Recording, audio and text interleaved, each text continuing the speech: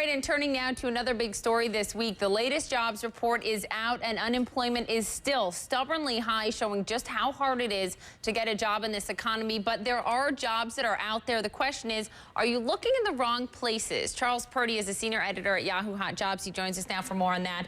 It was really interesting as I was preparing for this interview, seeing how important the field is that you're looking in and the location. So let's start out first with the field. Where's the hiring right now? Well, hiring is happening in a few important places, and they're broad fields, and that's good news. Healthcare is one that is seeing a lot of hiring, a lot of growth right now.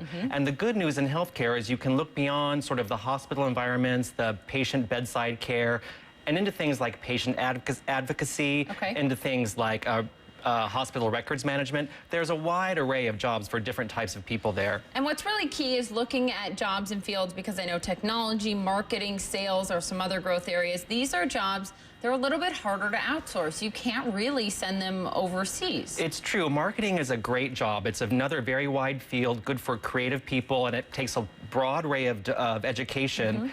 And it's good because it requires a deep cultural sensitivity and a cultural knowledge that's really hard to send overseas. Sales is great too in the same way, because sales is sort of a high-touch industry. People want to have interactions with salespeople. Be there in person. Exactly. So jobs like that are hard to send overseas, so they're good for long-term career prospects. If you're having just a horribly hard time finding a job, maybe you've been out of work 6 months, a year, more for some people, you might have to think about relocating, right? I mean, there are some cities, and I want to show folks this, the list that we have, these cities where there is a lot of promise for people looking for jobs, right? Yeah, there is promise, and there are a few key things you want to look for when you're evaluating a city to live in. Not only are the job prospects good, but is there potential for long-term growth, and is it a good environment for small business? Why, some of those jobs on the list, Atlanta, Minneapolis, why are those cities where there's a lot of that potential? These are areas where the Bureau of Labor Statistics is predicting long-term growth in the overall job market.